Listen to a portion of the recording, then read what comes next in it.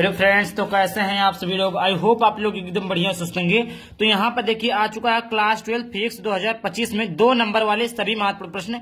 जी प्यारे बच्चों, 2 नंबर वाले जितने भी आपके महत्वपूर्ण प्रश्न है पूरी किताब से, जी प्यारे बच्चों पूरे किताब से, पूरे बुक से जितने भी आपके 2 नंबर वाले महत्वपूर्ण प्रश्न है, यहाँ पर देखिए मैं सोल्यूशन के साथ लेकर आ चुका हूँ। ऐसा नहीं कि आपको केवल क्वेश्चन ही बताऊंगा। जैसे यहाँ पर देखिए हाइगेंस का सिद्धांत, वर्ड विक्षेपण के कारण, यहाँ पर देखिए सारे के सारे जो इंपॉर्टेंट क्वेश्चन है 2 नंबर वाले, सभी के सभी इंपॉर्टेंट क्वेश्चन को लेकर आ चुका है। यहाँ पर देखिए हर एक क्वेश्चन है जो कि आपका जो भी आधा घंटा का वीडियो जाए चाहे 1 घंटे का वीडियो जाए, आप लोग इस वीडियो को जल्दी से जल्दी देख लेना, तो कल आप भी बोर्ड परीक्षा में बहुत ही अच्छे अंक प्राप्त करके आओगे। ये 2 नंबर वाले जितने भी इंपॉर्टेंट है सभी के सभी इंपॉर्टेंट क्वेश्चन को लेकर आया हूं, तो आप लोग वीडियो को पूरा देखना। आप सभी लोगों से रिक्वेस्ट है, ये अंतिम वीडियो है क्योंकि कल आपका पेपर है, कल आपका 2 बजे से पेपर है, तो ये अंतिम वीडियो है। तो आप सभी लोग इस वीडियो को देख ले, ट्रिपल स्टार लगा लीजिए क्योंकि ये इंपॉर्टेंट है बच्चों, सभी के सभी चीजें इंपॉर्टेंट है। ये क्लास 12 वाले बच्चों के लिए रामबाण वीडियो साबित होने वाला। तो आइए वीडियो को स्टार्ट करते ही देर न करते हुए। तो यहाँ पर देखिए पहला क्वेश्चन जो आपका अवतल दर्पण तथा उत्तल दर्पण के 2 उपयोग लिखिए। जी प्यारे बच्चों देखिए अवतल दर्पण उत्तल दर्पण के जो उपयोग होता है वो आता है आपका 2 नंबर बोर्ड परीक्षा में देकर जाता है। कितने नंबर देगा? 2 नंबर यहाँ से आपको मिल जाएंगे। 1 नंबर अवतल दर्पण के उपयोग से, 1 नंबर आपके उत्तल दर्पण के उपयोग से। तो जैसे यहाँ पर देखिए अवतल दर्पण का उपयोग, अवतल दर्पण का उपयोग क्या है बच्चों कि पहला टार्च, सर्च लाइट आदि में, दूसरा अस्पताल में नाक, कान, गला तथा दांत के आंतरिक भाग को देखने के लिए। देखिए फिर जो टार्च होता है, जो आपका लाइट रहता है, जो आपका टार्च रहता है, जो आपका लाइट रहता है, उसमें अवतल दर्पण का प्रयोग होता है। तो उसके बाद दूसरा अस्पताल में जो आपका नाक, कान सर्जरी के लिए उपयोग करते हैं, दांत को उखाड़ने के लिए, दांत को देखने के लिए, आंतरिक भागों के लिए जो दर्पण का उपयोग करते हैं वो आपका अवतल दर्पण होता है, जैसे नाक, कान, गला, दांत के आंतरिक भाग को देखने में।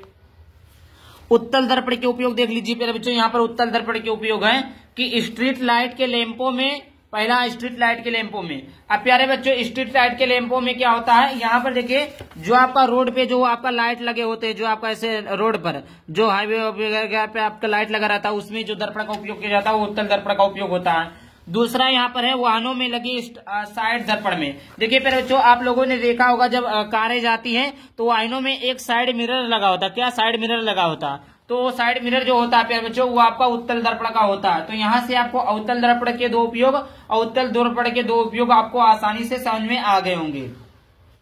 तो यहाँ पर देखिए सिद्ध कीजिए कि सघन माध्यम का अपवर्तनांक क्रांतिक कोण की ज्या के अनुपाती होता है। तो क्रांतिक कोण को C से लिखते हैं, आपतन कोण I और अपवर्तन कोण I, परावर्तन कोण R जो होता है। स्नेल के नियम से, स्नेल का नियम हमने क्या पढ़ा? साइन N बराबर sine I upon sine R हमने पढ़ा है। और जब किसी माध्यम का अपवर्तनांक को ले तो ये दूसरे पहले माध्यम के सापेक्ष दूसरे माध्यम का अपवर्तनांक हो, कोई भी चीज होता है तो उसे 2n1 ही लिखते हैं क्योंकि पहले जो भी रहता है अपवर्तनांक रहेगा पहले माध्यम का सापेक्ष दूसरे माध्यम का अपवर्तनांक। तो इस प्रकार हमने यहाँ पर लिख दिया। अब हम जानते हैं आपतन कोण I, आपतन कोण जो होता है, आपतन कोण I जो होता है, I जो होता है क्रांतिक कोण C के बराबर होता है। तो यहाँ आप लोगों को पता होगा फिर बच्चों, यहाँ पर आपने पढ़ा है कि जो अपवर्तन कोण R होता है, I बराबर क्या होता है? I बराबर R होता है ना। ये तो R का मान कितना होता है? 90 डिग्री। यहाँ पर कितना होता है? 90 डिग्री होता है, आपने पढ़ा है। तो यहाँ पर मान रख देंगे साइन C अपान साइन 90 रख देंगे। उसके बाद 2n1 बराबर साइन 90 का मान क्या होता है? 1 होता है। तो साइन C अपान 1, साइन C अपान 1 बराबर क्या हो जाएगा? साइन C हो जाएगा। यहाँ पर 2n1 बराबर हो जाएगा 1 अपान 1n2 हो जाएगा। उल्टा करेंगे तो यहाँ पर देखिए फिर बच्चों 1 अपान 1n2 बराबर साइन C हो जाएगा। यही हमें पूछा था, यही हमें सिद्ध करना था। 1n2 बराबर देखिए मेरे बच्चों आप लोगों ने क्या पढ़ा?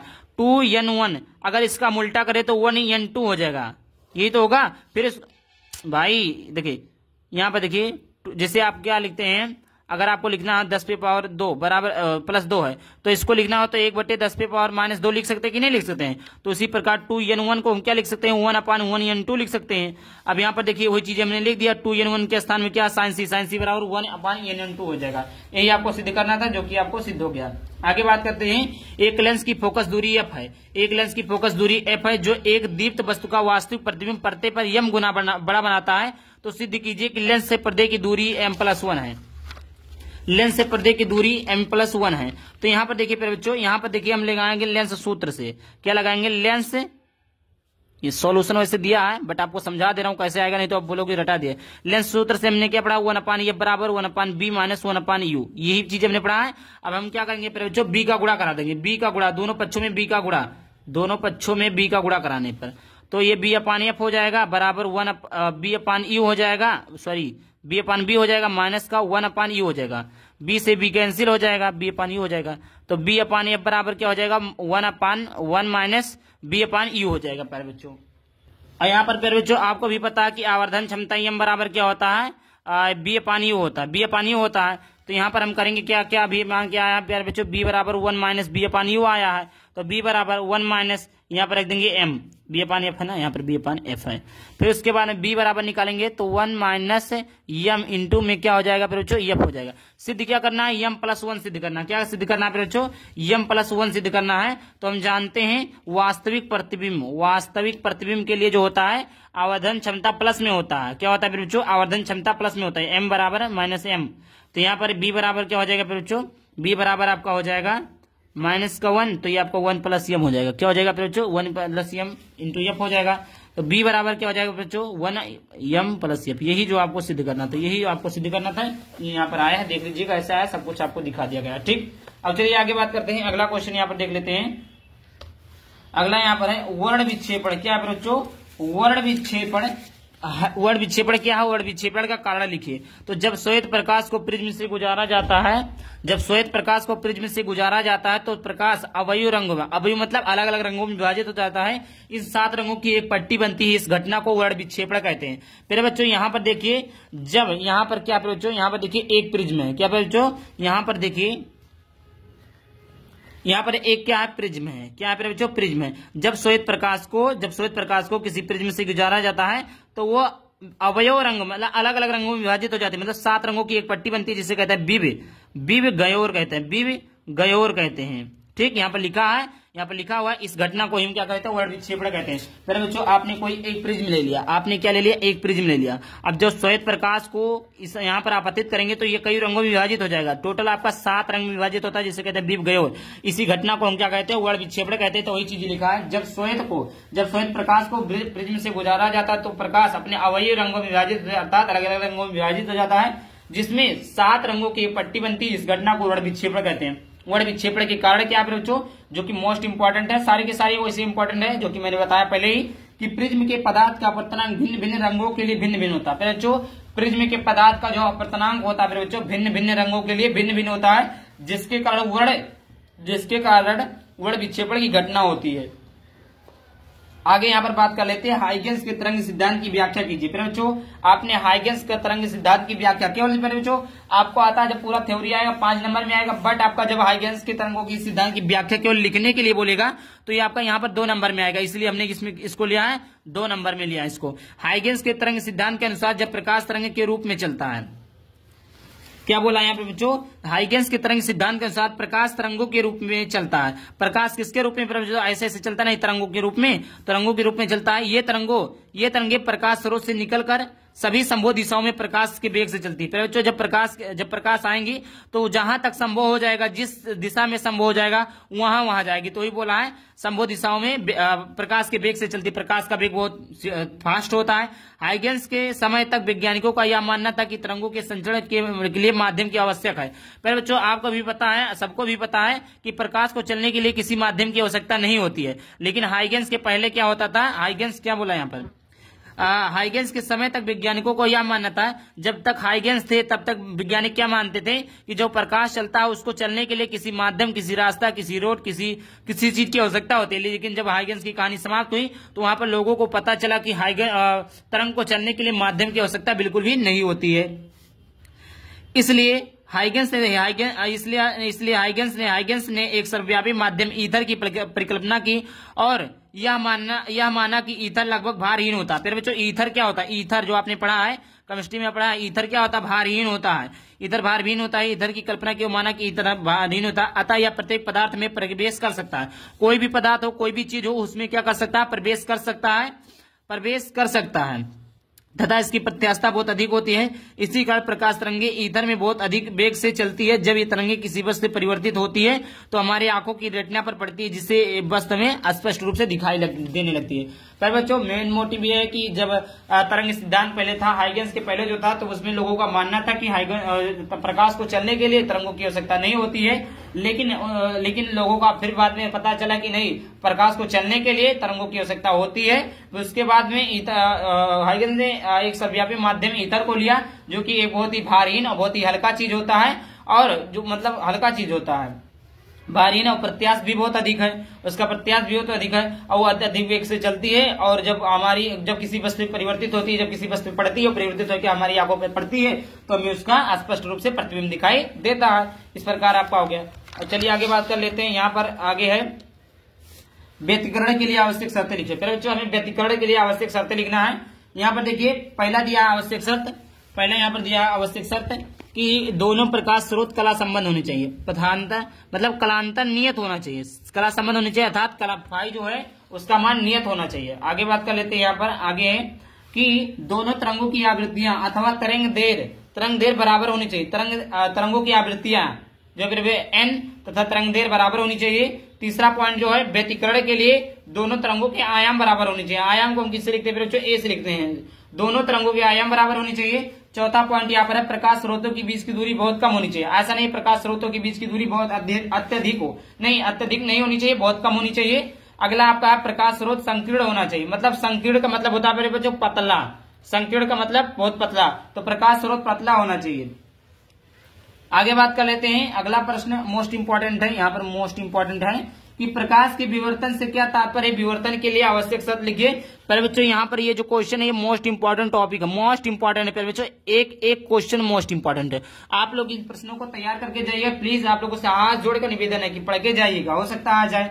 अब एक कन्फर्म नहीं कि जितना क्वेश्चन बता रहा हूँ सारे के सारे आ जाए, बट हाँ जो इंपॉर्टेंट है आ सकता है। बाद में मेरा दोस्त मत दीजिएगा कि पूरा आ गया तो आप लोग बोलेंगे नहीं, लेकिन नहीं आता है तो आप लोग दोस्त रखते हैं, सर आप बताएं हम पढ़ करके आए नहीं, तो ऐसा नहीं बच्चों, इंपॉर्टेंट है, आएगा। वैसे अगर नहीं आता है किसी ना किसी सेट में पूछेगा, ये तो 100% की गारंटी है आपका। और आपको भी पता होगा, देखते होंगे, बुक पढ़े होंगे, तो आपको पता होगा कि कितना इंपॉर्टेंट है।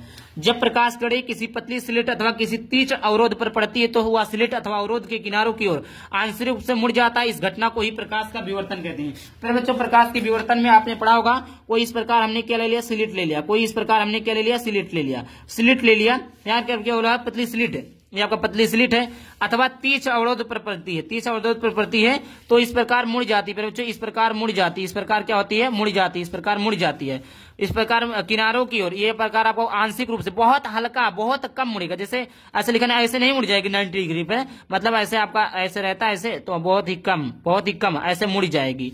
उसी घटना को हम क्या कहते हैं? प्रकाश के विवर्तन कहते हैं। इसकी शर्त लिखिए, विवर्तन के लिए आवश्यक शर्त जो है बच्चों यहाँ पर देखिए, विवर्तन के लिए आवश्यक शर्त है। विवर्तन के लिए स्लिट अथवा अवरोध को आकार प्रकाश की तरंग देर की कोटि की होनी चाहिए। विवर्तन के लिए स्लिट अथवा अवरोध का जो आकार है प्रकाश की तरंग देर की कोटि का होना चाहिए। ऐसा नहीं है किसी भी कोटि का हो, जितना जैसा आपका प्रकाश आए, मतलब जिस प्रकार से प्रकाश आए, जितना मोटा आपका प्रकाश हो, उसी प्रकार का आपका स्लिट अथवा अवरोध का आकार होना चाहिए। चलिए आगे बात कर लेते हैं मोस्ट इंपोर्टेंट की तरफ। प्रकाश विद्युत उत्सर्जन अथवा प्रकाश विद्युत प्रभाव क्या है? बच्चों प्रकाश विद्युत उत्सर्जन अथवा प्रकाश विद्युत प्रभाव क्या? मोस्ट इंपॉर्टेंट टॉपिक है। तो जब किसी धातु की सतह पर एक निश्चित आवृत्ति से अधिक आवृत्ति के प्रकाश की किरणों को डाला जाता है तो धातु की सतह से इलेक्ट्रॉन का उत्सर्जन होने लगता है। इस घटना को प्रकाश विद्युत उत्सर्जन अथवा प्रकाश विद्युत प्रभाव कहते हैं। पर बच्चों यहाँ पर देखिए मैं आपको समझा देता हूँ, ये तो आपको बहुत ही आसान है। एक सेकंड, जैसे यहाँ पर प्यारे बच्चों हमने क्या ले लिया? एक धातु ले लिया, यहाँ पर एक धातु ले लिया, कोई धातु है, और जब प्रकाश की किरणें इस पे पड़ती है, जब किसी धातु की सतह पर, ये आपका धातु की कोई सतह, कोई धातु का टुकड़ा हमने ले लिया इस सतह पर, और देखिए कोई निश्चित का मतलब होता है प्यारे बच्चों एक इतनी निश्चित मात्रा दी जाए कि वह मतलब जैसे क्या होता है प्यारे बच्चों, इसका मतलब जैसे कोई चीज है, अब कोई बड़ा बच्चा है और कोई छोटा बच्चा है, ठीक, तो अगर छोटे बच्चे को मारना है तो इसे बड़ा बच्चा होना चाहिए ना। इसी प्रकार इसी में भी जब किसी धातु की सतह, ये धातु की सतह है, एक निश्चित प्रकाश को छोड़ा जाता है, एक निश्चित आवृत्ति से अधिक आवृत्ति के किरणों को डाला जाता है तो धातु की सतह से इलेक्ट्रॉन का उत्सर्जन होने लगता है। इस घटना को प्रकाश का विद्युत उत्सर्जन अथवा प्रकाश विद्युत प्रभाव कहते हैं। फिर बच्चों को देखिए कोई छोटा लड़का कोई बड़ा लड़का है, तो अगर बड़ा लड़का छोटे लड़के से लड़ता है तो कौन जीतेगा? बड़ा लड़का ही जीतेगा ना। तो यहाँ पर धातु में यहाँ पर एक धातु है, यहाँ पर एक धातु है, इसकी जो क्षमता है, इसकी जो आवृत्ति है उससे अधिक आवृत्ति का प्रकाश है। ऐसा नहीं है कि जो इसमें है उससे कम आवृत्ति का प्रकाश, बिल्कुल नहीं। क्योंकि फिर बच्चों अगर कम आवृत्ति का प्रकाश आएगा तो परावर्तन हो ही नहीं पाएगा, इसी में समाहित हो जाएगा। तो क्या बोला है, जब किसी धातु की सतह पर एक निश्चित आवृत्ति से अधिक आवृत्ति के प्रकाश को डाला जाता है तो इसमें से कुछ इलेक्ट्रॉन का क्या होगा? उत्सर्जन होगा। इस घटना को हम प्रकाश विद्युत उत्सर्जन अथवा प्रकाश विद्युत प्रभाव कहते हैं। आई होप प्यारे बच्चों क्लियर हो गया होगा। सारे प्यारे बच्चों इतने आसानी तरीके से, इतने अच्छे तरीके से मैं समझा रहा हूं, आप लोग वीडियो को प्लीज पूरा देखना। पसंद आए तो वीडियो को लाइक करके चैनल को सब्सक्राइब भी कर देना। यहाँ पर देखिए कुछ और मोस्ट इंपॉर्टेंट टॉपिक है। देखिए पूरे वीडियो को देखेंगे तभी समझ में आएगा। क्या बच्चों, प्रयुक्त प्रतीकों को समझाते हुए आइंस्टीन का प्रकाश विद्युत समीकरण लिखिए। पर बच्चों प्रतीकों को समझाना है कि कौन सा प्रतीक क्या है, यहाँ पर आपको समझाना अच्छे तरीके से। तो यहाँ पर प्यारे बच्चों आइंस्टीन का जो समीकरण होता है वो आपका ई बराबर होता है W0 प्लस में होता है K मैक्सिमम। क्या होता है? K maximum. यह आपका प्रकाश विद्युत समीकरण है। K मैक्सिमम बराबर अगर निकाल ले हम, K मैक्सिमम का अगर हमें निकालना है तो K मैक्सिमम निकालेंगे प्यारे बच्चों, तो ये ई आपका है, ये आपका W0 इधर आ जाए, ये आपका सूत्र हो गया। अब के मैक्सिमम का सूत्र जो होता है बच्चों वो होता है हाफ एम बी स्क्वायर और बी स्क्वायर, बी जो हो मैक्सिमम होना चाहिए, बी क्या हो? मैक्सिमम होना चाहिए। और ई जो होता है, ई बराबर होता है एच म्यू होता है, H mu minus H mu naught होता है, एच म्यू नॉट होता है। अब यहाँ पर ये हो जाएगा। अब यहाँ पर एक काम कर लें फिर बच्चों, half M B square maximum half बराबर एच कॉमन कर लें, बचेगा क्या? म्यू माइनस म्यू नॉट बचेगा। अब यहाँ पर चलिए समझाते हैं कि क्या एम जो होता है फिर जो एम आप तो सदैव पढ़कर आ रहे हैं कि एम जो होता है कण का द्रव्यमान होता है, ये आपको 100% पता होना चाहिए। एम जो होता है कण का द्रव्यमान होता है। बी मैक्सिमम जो होता है वो मैक्सिमम मींस क्या होता है? अधिक बच्चों मैक्सिमम मींस क्या होता है? अधिक होता है। और बी का मतलब क्या होता है? वेग। क्या होता है? वेग। तो अधिकतम वेग, किसका वेग? अधिकतम फोटान का अधिकतम वेग। एच जो होता है फिर बच्चों, एच जो होता है आपका प्लांक नियतांक होता है, प्लांक नियतांक निकालने के लिए भी आता है कई बार। और म्यू जो होता है फोटान की आवृत्ति है। यहाँ पर जो म्यू है फिर बच्चों वो फोटान की आवृत्ति है, और म्यू नॉट जो है फिर बच्चों वो आपका देहली आवृत्ति है। म्यू जो है फोटान की आवृत्ति है, म्यू नॉट जो है फिर बच्चों वो देहली आवृत्ति है। आगे यहाँ पर बात कर लेते हैं बच्चों, हाइड्रोजन परमाणु के स्पेक्ट्रम की वामन श्रेणी की रेखाओं की तरंगदैर्घ्य के लिए सूत्र लिखिए। इस श्रेणी के लिए अधिकतम तरंगदैर्घ्य की गणना कीजिए। मेरे बच्चों हाइड्रोजन परमाणु के स्पेक्ट्रम में वामन श्रेणी की रेखाओं की तरंगदैर्घ्य के लिए सूत्र लिखना है, इसके लिए अधिकतम। तो पहला होता है बच्चों लाइमन श्रेणी, दूसरा होता है वामन श्रेणी, तीसरा होता है पार्श्व श्रेणी, चौथा होता है ब्रैकेट श्रेणी और पांचवा होता है कुंड श्रेणी। ये आपका कितने श्रेणी हो गए बच्चों? 5 श्रेणी हो गए। कितने श्रेणी हो गए बच्चों? यहाँ पर आपके 5 श्रेणी हो गए, लाइमन, वामन, पार्श्व, ब्रैकेट, कुंड। अब यहाँ पर देखिए बच्चों वामन श्रेणी के लिए जो सूत्र होता है वो होता है 1/λ b बराबर r ब्रैकेट में 1/n1 का होल स्क्वायर माइनस 1/n2 का होल स्क्वायर। 1/λ b बराबर हो जाएगा b। यहाँ पर बच्चों क्या करेंगे? n1 का मान क्या? प्रथम श्रेणी लाइमन श्रेणी 2 रख देंगे, 2 रख देंगे तो 2 स्क्वायर बराबर 1 माइनस n1 का स्क्वायर। ये आपका हो गया। अधिकतम तरंगदैर्घ्य के लिए भाई वामन श्रेणी 2 लिए, वामन श्रेणी के लिए पूछा ना बच्चों। यहाँ पर देखिए आप कंफ्यूजन मत होइएगा। लाइमन श्रेणी के लिए बोलेगा तो n1 का मान 1 रखेंगे, वामन श्रेणी के लिए बोलेगा तो 2 रखेंगे। तो यहाँ पर वामन श्रेणी के लिए क्या बोला? 2, तो n1 के स्थान पर हमने क्या रख दिया? 2। इस प्रकार रखेंगे। पार्श्व श्रेणी के लिए बोलता 3, लाइमन श्रेणी के लिए बोलता 1, ब्रैकेट श्रेणी के लिए बोलता 4, कुंड श्रेणी के लिए बोलता तो 5। इस प्रकार आप लिखते चले जाएंगे। अधिकतम तरंगदैर्घ्य के लिए n2 बराबर क्या हो जाएगा बच्चों? n2 बराबर आपका हो जाएगा 3, 4, 5, 6 डॉट डॉट जितना भी, तो 1/λ b बराबर हो जाएगा। यहाँ पर r है, r लिख रहेगा 1/4। दो जैसे हमने वामन श्रेणी लिया था तो 2 रखा, 1/4 हो गया माइनस 1/n2 का मान हमने 3 ले लिया तो 3 का वर्ग करेंगे 9, 1/9 हो जाएगा। 1/λ b बराबर r ब्रैकेट में 9 इसको मैं सिद्ध कर देता हूँ। 9 माइनस का 4/36, यहाँ पर 5 कितना आ जाएगा? 36। यहाँ पर 5/36 आ गया। फिर बच्चों 1/λ b बराबर r ब्रैकेट में 5/36। क्या काम करेंगे फिर बच्चों? यहाँ पर बता देते हैं 1/λ b बराबर क्या हो जाएगा? 5/36, 5r/36। इसको उल्टे देंगे, λ b ऊपर चला जाएगा और एक नीचे चला आएगा तो ये आपका 36/π हो जाएगा। यहाँ से एक हटा सकते हैं, इससे कोई दिक्कत नहीं। हर में एक का मतलब कुछ नहीं होता, 36/π हो जाएगा। यहाँ पर ये चीजें हो गई, ये चीजें आपका हो गया। चलिए यहाँ पर देख लेते हैं, आगे बात कर लेते हैं। आगे यहाँ पर है फिर बच्चों एक अभी आपका 2 क्वेश्चन बचा है।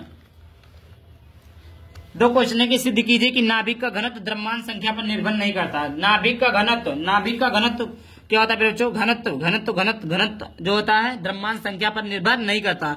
तो नाभिक का जो आयतन होता है फिर बच्चों, नाभिक का आयतन जो गोलाकार होता है तो गोले का आयतन 4/3 पाई आर क्यूब होता है, ये आपको पता है।